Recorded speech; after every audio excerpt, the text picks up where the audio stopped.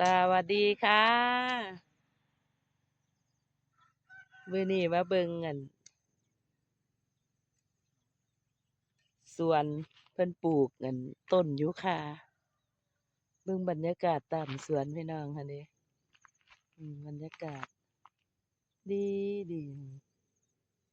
ต้นยูคาลิปตัสออกมาเบิ่งน้ำเพิ่นสวนยายนีนั่นล่ะยายนีหลานโดกหรือว่าราณีนัชชานะเบิ่งบรรยากาศสวัสดีค่ะยินดีต้อนรับเข้าสู่ช่องสาวออนกับบ่าวหนวดนะคะมื้อนี้มาเบิ่งสวนยายนีเพิ่นปลูกต้นยูคาเบิ่งเลยเพิ่นจ้างหลานเพิ่นมาปลูกจ้างลูกจ้างหลานเพิ่นมาปลูกเบิ่งนะกำลังปลูกกันอืมเบิ่งบรรยากาศทำไว้พี่น้องโจ้เพิ่นเฮ็ดไว้พุ่นน่ะคนนั้นขุดให้หมู่แล้วมาย้ายให้หมู่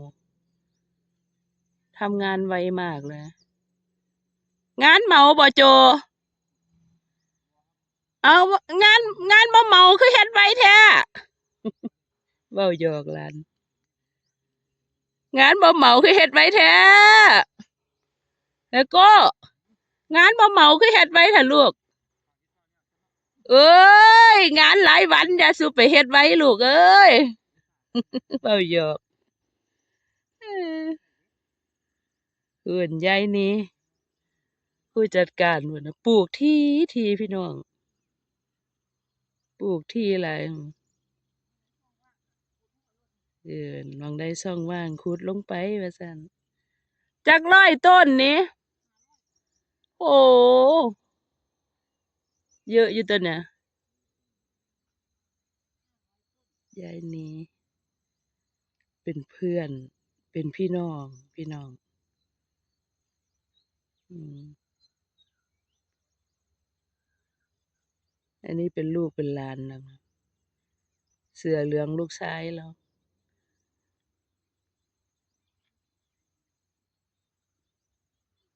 บรรยากาศดียามแลงเป็นช่วงเวลาที่ลมแดดร่มลมตกเนาะเบิ่งคนนี่เพิ่นเฮ็ดไวมากเลยนะโจเขาเคยเฮ็ดเนาะเบิ่งบรรยากาศ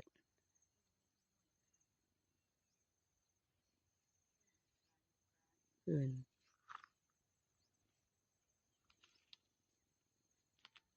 กล้องก็สั่นๆเนาะพี่น้อง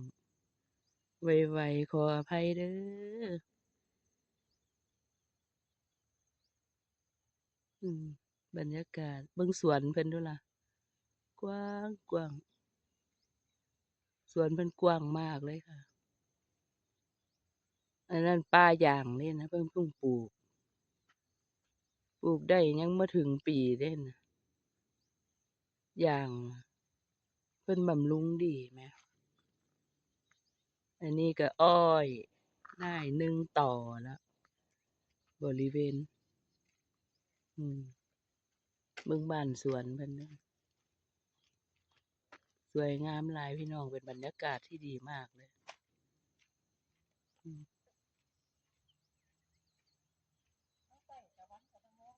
อืมแสดงว่าดินตรงนี้มันจะมัก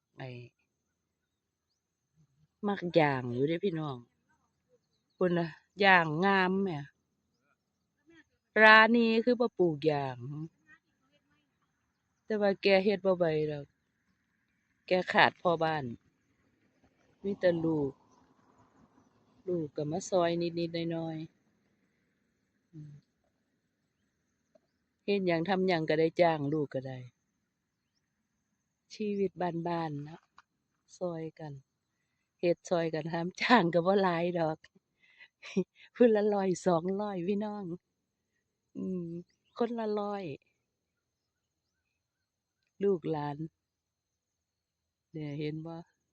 กำลังเฮ็ดอยู่เนี่ยอืมเพิ่นว่าจะให้แล้วในแลงนี้ว่าซั่นในตอนนี้เด้อนะตอนนี้ก็ประมาณ2งานนะคะครึ่งไร่เนาะตรงนี้2งานน่ะ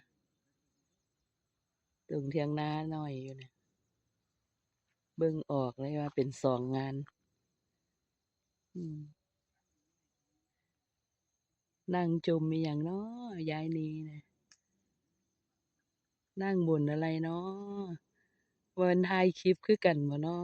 ขอบคุณหลายๆขอบคุณทุกการรับชมนะคะ